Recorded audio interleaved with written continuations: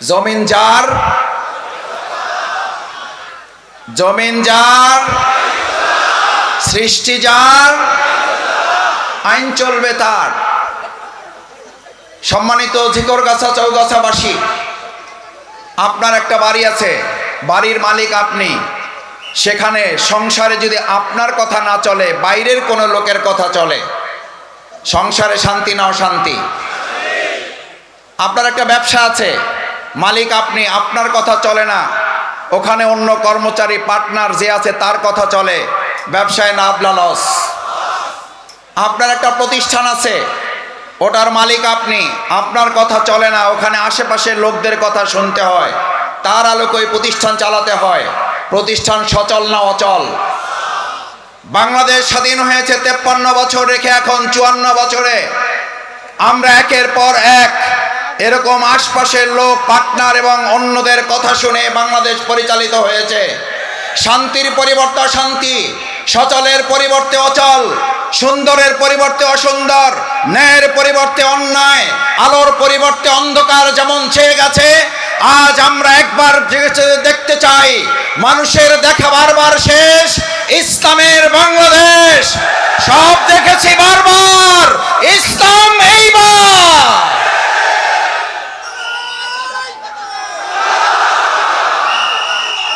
সম্মানিত ভাই এবং বন্ধুগণ, আমাদের মাঠে খেলা হয়, আপনি কাউকে এই কথা বলেন, আপনাকে অযোগ্য ঘোষণা করা হলে আপনাকে খেলতে দেওয়া ছাড়াই, এটা বিবেক সম্মত না বিবেক বর্জিত? খেলতে না দিয়ে কাউকে অযোগ্য ঘোষণা করা যাবে? আমরা যদি বাংলাদেশের সাধারণ একটা বিবেকের কাছে এই আবেদনটুকু তো করতেই পারি, আমাদের এই প্রিয় মাতৃভূমি বাংলাদেশ 54 বছরে আমরা দলের পর দল, মতের পর মত, প্রতীকের পর প্রতীক দেখতে দেখতে আমরা ক্লান্ত, দেখতে দেখতে আমরা টায়ার্ড, আমরা পরিশ্রান্ত। আমরা 90% মুসলমানের দেশে মৃত্যুর আগে একবার ইসলাম দ্বারা পরিচালিত বাংলাদেশটা দেখে যেতে পারছি না। এই আফসোস, এই অন্তর্জালা নিয়ে এবার আমাদের হৃদয়ের সবটুকু আবেগ ভালোবাসা উজাড় করে শুধু ঝিকরগাছা চৌগাছায় নয়, বাংলাদেশের 56,000 বর্গ মাইলে এবার আওয়াজ তুলতে হবে, জমিন যার।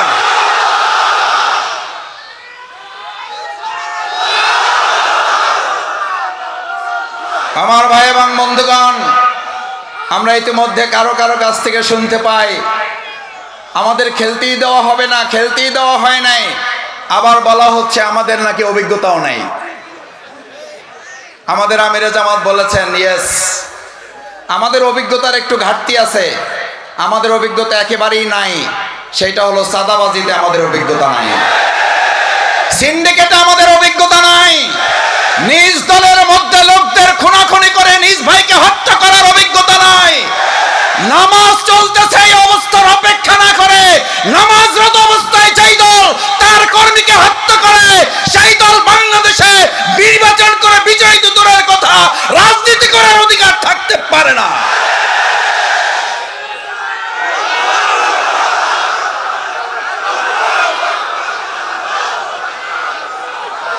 নামাজ চলমান অবস্থায় তার দলের লোকেরা তার দলের লোকদেরকে হত্যা করে। আমি তাদের বিবেকের কাছে জানতে চাই, নামাজরত অবস্থায় আপনার দলের আপনার কর্মী আপনার কাছে নিরাপদ নয়, আপনার কাছে বাংলাদেশের কোন আর একজন মানুষ নিরাপদ হতে পারে না। আমাদের অভিজ্ঞতা নাই। প্রধান অতিথি, পদপ্রার্থী, সংসদ সদস্য প্রার্থী, বিশেষ অতিথি বক্তব্য রাখবেন, সেজন্য আমি কথা লম্বা করতে চাই না। আমাদের অভিজ্ঞতার ঘাটতি আছে, কিন্তু আলহামদুলিল্লাহ আল্লাহর মেহেরবানি, আমাদের 2 জন মন্ত্রী 3টা মন্ত্রণালয় চালিয়েছেন। আমরাও তো একটা টেস্ট করেছি মাত্র, রিহার্সাল দিয়েছি মাত্র। এই রিহার্সালে 2 জন মন্ত্রী 3টা মন্ত্রণালয় চালিয়ে ঘোষণা করেছিলেন 2 টাকার দুর্নীতি প্রমাণ করতে পারলে জামাত ইসলামের সাধারণ সহযোগী সদস্য পদ থেকে অব্যাহতি নেব। আমি তাদের কাছে জানতে চাই, আমাদের এই 3টা মন্ত্রণালয় পরিচালনার অভিজ্ঞতা গোটা পৃথিবী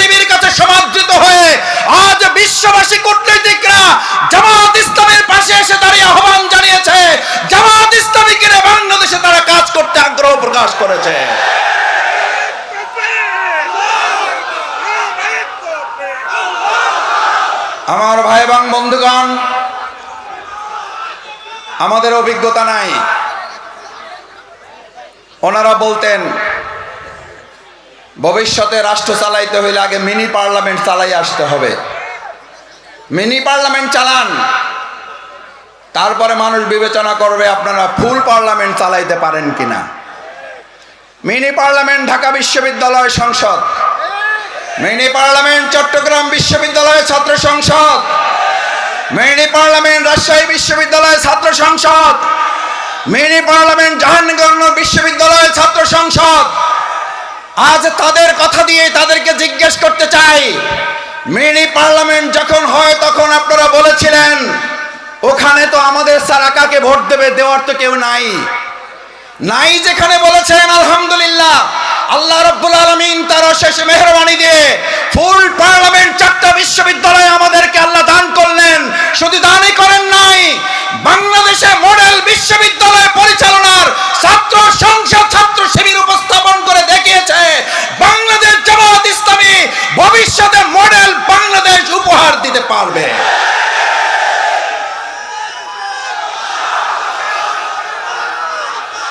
আপনাদের বক্তব্যের মধ্য দিয়েই, আপনাদের যুক্তিতেই নির্বাচন ছাড়াই বাংলাদেশ জামাত ইসলামীকে এবার জনগণের কাছে দিয়ে দেওয়া উচিত। ভাই, আমরা বলেছিলাম ঢাকা বিশ্ববিদ্যালয় যারা চালাবে তারা বাংলাদেশ চালাবে। ঢাকা বিশ্ববিদ্যালয়ে ছাত্র শিবির চালাচ্ছে, বাংলাদেশ জামাত ইসলামী বাংলাদেশ জনগণের সমর্থন নিয়ে চালাবে।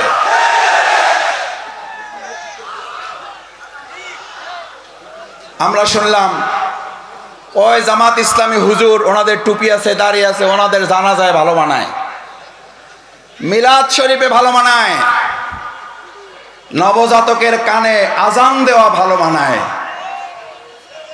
ওনাদের তো এইসব বিশ্ববিদ্যালয়, সংসদ, গণভবন, বঙ্গভবন, সর্বোচ্চ হইলে ওনারা জাতীয় মসজিদ বাইতুল মোকাররমে ওনারা একেবারে দয়া দাক্ষিণের অংশ হিসাবে ইমামতি করতে পারেন। ভাই বন্ধুগণ, আমার ভাই বোনেরা, হিন্দু ধর্মাবলম্বী যারা আছেন, বাংলাদেশ ইসলামী ছাত্র শিবির ঢাকা বিশ্ববিদ্যালয়ে নির্বাচিত হওয়ার পর তারা ঘোষণা দিয়েছিল হিন্দু ধর্মাবলম্বী যারা জগন্নাথ হলে আমাদেরকে 7 ভোট, 8 ভোট, 10 ভোট দিয়েছে, আমাদের উন্নয়ন অগ্রগতি যাত্রা ওই জগন্নাথ বিশ্ববিদ্যালয় থেকে শুরু করে আমরা জাস্টিস, ন্যায় বিচার এবং তাদের অধিকার প্রাপ্তিটা আমরা সেখান থেকে শুরু করে প্রমাণ করেছে ছাত্র শিবির। জামাত ইসলামী ছাত্র শিবিরের হাতে যথাযথ অধিকার প্রতিষ্ঠিত করা সম্ভব।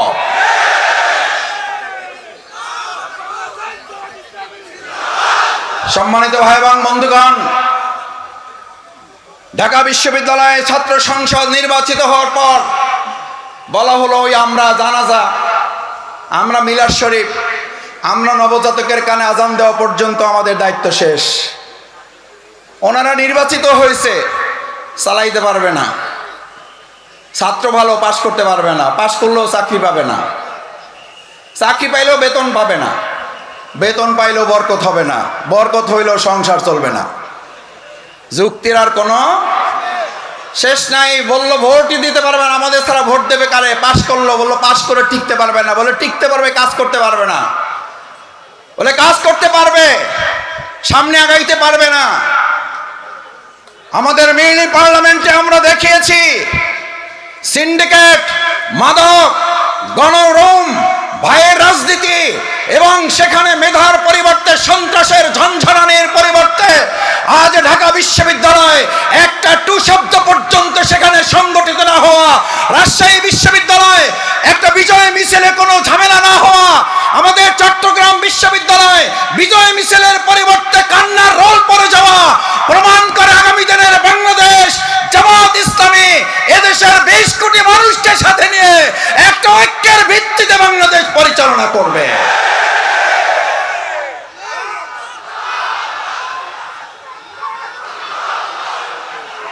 ঢাকা বিশ্ববিদ্যালয়ের বিজয়ের পর ঢাকা বিশ্ববিদ্যালয়ে মিছিল হয়েছে, চট্টগ্রামে হয়েছে, রাজশাহী বিশ্ববিদ্যালয়ে হয়েছে, হয় নাই? হয়েছে তাহাজ্জুদ নামাজ, হয়েছে হাত তুলে আল্লাহর কাছে চোখের পানি দিয়ে মসজিদের স্টেটমেন্টগুলো ভিজিয়ে দিয়ে আল্লাহর কাছে আমরা বলেছিলাম, আল্লাহ যে বিজয় আপনি দিয়েছেন এই বিজয়ের মর্যাদা রক্ষা করার জন্য আমাদের যে দায়িত্বগুলো রয়েছে সেই দায়িত্ব যেন পালন করতে পারি।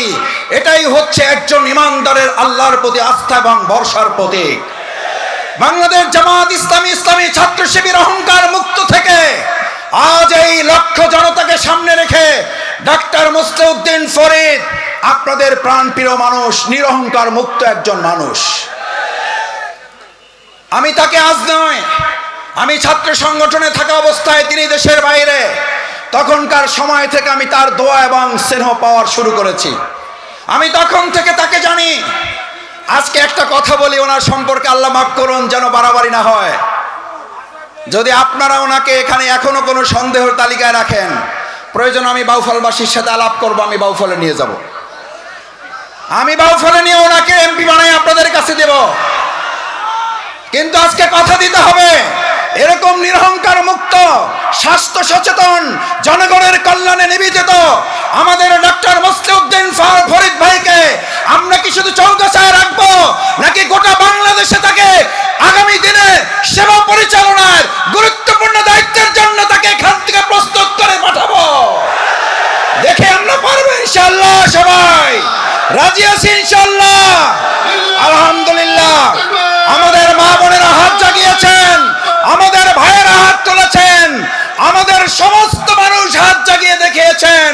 আমরা ডাক্তার মুসলিউদ্দিন ফরিদ ভাইকে আগামীর সংসদে প্রেরণ করব ইনশাআল্লাহ।